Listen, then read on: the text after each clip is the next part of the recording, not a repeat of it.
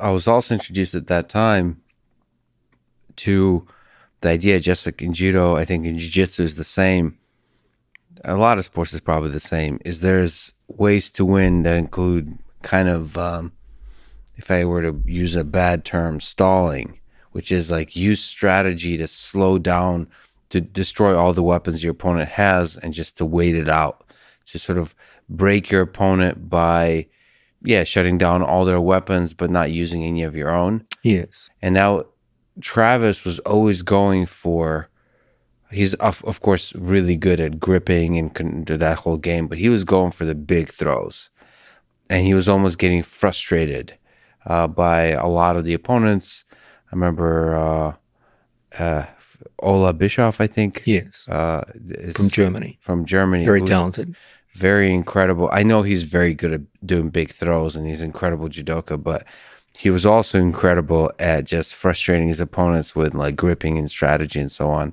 And I just remember feeling the pain of this person like Travis, who went through, just, he broke like every part of his body. He went through so many injuries. Just this person who dedicated his entire life to this moment in 2008 and then 2012 and 2016, just gave everything. You could see it on his face, that, you know, his weapons are being shut down, and he's still pushing forward. He's still with that, both the frustration and the power. I mean, the kind of throw he does is his main one, I think, is the standing. It's called Seoi Nage. Ippon Seoi Nage. Ippon Seoi Nage. But that was the other thing, is like the techniques he used was these big throws. That there's something to me about the Seoi Nage. I fell in love with that throw. That's become my main throw, standing Seoi Nage. That is like, why do you favor the standing variation? Because of the amplitude? You get a more powerful wind up. Power. It's like, are you a fan of Koga? Yes. That's when Koga and Travis opened up my Travis uses the same gripping patterns for Seoi Nage as Koga does. All the same, and the way he uses his hips and turns.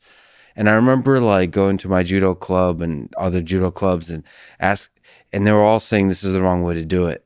The way Travis does it is the wrong way to do it. And I remember, like, I've always been amazed by this, by the way. I don't mean to cut you off, but I could literally fill 20 hours of reproductions of people who will tell me that either my students or other great world champions are doing things wrong. Yeah. And I'm looking at them and I'm like, who would I rather trust here in their judgment? Koga, who was one of the greatest throwers of all time, or you, a recreational guy who couldn't throw my grandmother? Yes. I'm supposed to take your word over his. Well, say, don't listen to what people say. I'm going to give you a piece of advice here. Watch what the best people do. Okay, that's how you get superior athletic performance. I'm going to say that again. Don't listen to what people say. Watch what they do, particularly under the stress of high-level competition, because that's when you see their real game, what they really do under pressure. Okay, and if you can emulate that, you're going to be very successful. I guess what I was frustrated with, to your point, is that the argument against Koga is, well, he has a very specific body type, and he figured out something that worked for him. The statement is that might not be applicable to you or to the general public of judo players that want to succeed. That, by the way, at the shallow level, might be true. Might be true. The point is, there might be a body of knowledge that's yet to be discovered and explored that Koga opened up, that I wanted to understand why his technique worked. It made no sense to me that with a single foot, like the way you turn the hip, the single foot that steps in, why does that work? Because it was actually very difficult to make work for me as a white belt in the very beginning. It doesn't make sense. Like, people just, they don't get loaded up onto your hip Anyway, for people who don't watch Koga highlights, watch Travis Stevens highlights, but the details of the technique don't make sense. But when mastered, it feels like there's something fundamental there that hasn't been explored yet. It's like Koga and Travis made me think that we don't know most of the body mechanics involved in dominance in judo. Like we just kind of found a few pockets that work really well. The Uchimata, there's these different throws, Osotogari. I wonder if there's like totally cool new things that we haven't discovered. And that Seoi Nage gave a little peek because there's very few people that I'm aware of that do it the way Travis and Koga did. May I ask you a question? Yes. The choice of standing Seoi Nage, I should say this for your listeners. They're probably thinking, what the hell are these two guys talking about? Seoi Nage is one of the more high percentage throws in the Olympic sport of judo. Probably Uchimata is probably number one, and variations of Seoi Nage would be in the top 5 for sure. The basic choice you have in modern competition is the more difficult standing Seoi Nage, where you literally are up on your feet and you perform a shoulder throw that takes your opponent over from a full standing position. The most popular form of Seoi Nage in modern competition by a landslide is not the standing version. It's a drop Seoi Nage where you go down to your knees. This means you have a much easier time getting underneath your opponent's center of gravity. The defining feature of any Seoi Nage is getting underneath your opponent's center of gravity and lifting them. The Seoi literally means to lift and carry. Why did you choose the more difficult version? What was your motivation? You're a smart kid. You know right from the start that for every standing Seoi Nage, there's 20 drop Seoi Nages in modern competition. One is obviously more high percentage. One obviously works for a wider variety of body types. The number of people who are successful with standing Seoi Nage is dramatically lower. And it appears to be a move which is completely absent in the heavyweight divisions and rarely seen in the lightweight divisions. Why? What was the motivation? Why did you willingly adopt the less high percentage over This would be very the more high interesting. percentage? I would love you to break it apart because I apply the same kind of thinking to basically everything. I mentioned to you offline, there's these Boston Dynamics Spot robots. When I first met Spot, I fell in love. I don't understand what exactly, but there's magic there. And I just got excited by it. And that fire burns. I want to work with these robots. I want to work with robots. I felt like there's something special there that I could build something interesting with, create something interesting with. And the same with the standing Seoi Nage from Koga and Travis.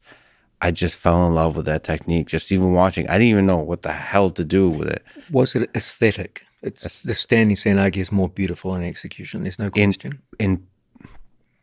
In my own, we're talking about love here, right? In my own definition of aesthetic, yes, it's not just beauty, because you could argue there's more elegant sort of Uchimata is very beautiful and effortless. I love something about the dominance of it. I love the idea in sport of two people that are the best in the world and one of them dominating the other. And to me, the standing Seoi Nage, you're lifted off your feet.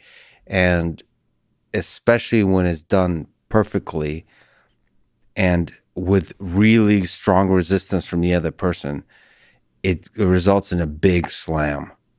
And that was like beautiful to me. That's the Alexander Karelin, like big pickups. I love that. It's interesting though.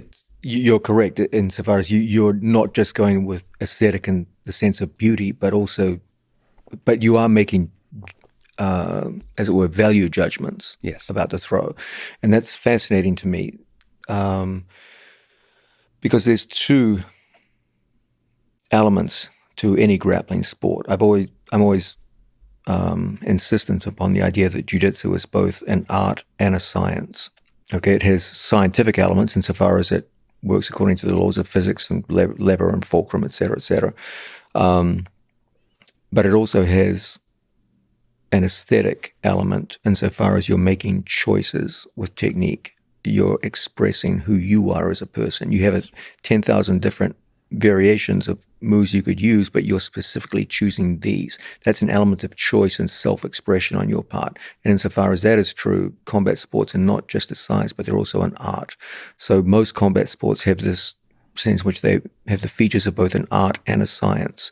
And it's not just about high percentage in your case. I mean, me personally, I'm obsessed with percentages. What are the ways That's to the make people science win? part. Yeah, but that's also choices Strategy involved. and Yeah, but there is an undeniably aesthetic element to martial arts where you, as it were, express who you are as a person in terms of the techniques you're ultimately going to choose. Does that get in the way? Do you allow yourself to enjoy the aesthetic beauty of a technique? Of course, yeah. When martial arts are done well, it's the most beautiful sport in the world. Okay, when it's done poorly, it's the ugliest. But a beautifully applied submission hold, a perfect throw, a superbly set up takedown are among the most difficult techniques to execute in all of sports. And when they're done well, they're magic to observe. But do you prefer certain techniques over others because of their, like, for example, I'll tell you, for me, chokes of all sorts, with the gi, without the gi, probably with the gi is the most beautiful to me, personally. I value them above all others. People mostly associate myself and my students with leg locking. They're usually rather surprised to learn that I actually value strangleholds far above leg locks, but not for aesthetic reasons, for effectiveness. We can talk about that later if you wish.